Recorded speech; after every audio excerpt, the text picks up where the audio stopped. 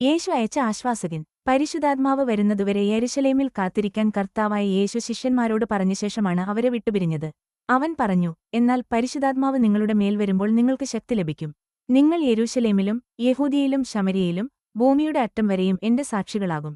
പ്രവൃത്തികൾ 1:7. അവർ കാത്തിരുന്നതുപോലെ പെന്തക്കോസ്ത് നാളിൽ പരിശുദ്ധാത്മാവ് സ്വർഗ്ഗത്തിൽ നിന്ന് ഇറങ്ങിവന്നു. അവർക്കെല്ലാവർക്കും ശക്തി ലഭിച്ചു. പ്രവൃത്തികൾ 2:4.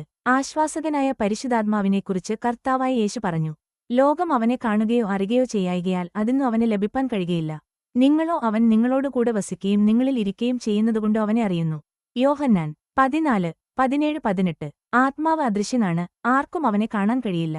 അവൻ ദൈവത്തിന്റെ ആത്മാവാണ്. യേശു പറഞ്ഞു, ആശ്വാസകൻ നിങ്ങളോടുകൂടെ വസിക്കുകയും നിങ്ങളിൽ ഇരിക്കുകയും ചെയ്യും. യോഹന്നാൻ 14:16-17. ഇതൊരു മർത്യനെക്കുറിച്ചല്ല, ശിഷ്യന്മാരോടൊപ്പവും അവരിലും എന്നേക്കും വസിക്കാൻ അയക്കപ്പെട്ട, ഉള്ളിൽ വസിക്കുന്ന ആത്മാവാണ് അവൻ.